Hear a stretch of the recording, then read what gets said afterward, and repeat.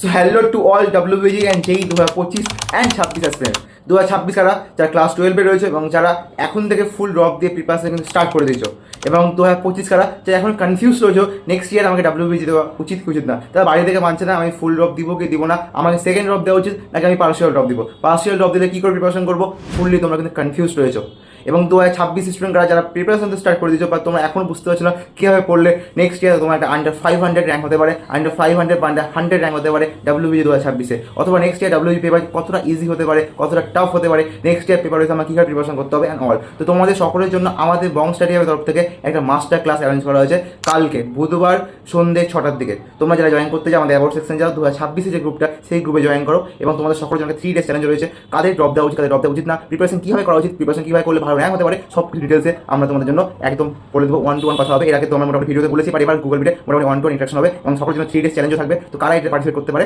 তোমরা সকলে গিয়ে আমাদের প্রথমে গ্রুপে জয়েন করো, এবং গ্রুপে কালকে তোমরা লিঙ্ক পেয়ে যাবে, কালকে সব ডিটেলসে বলে দেওয়া হবে।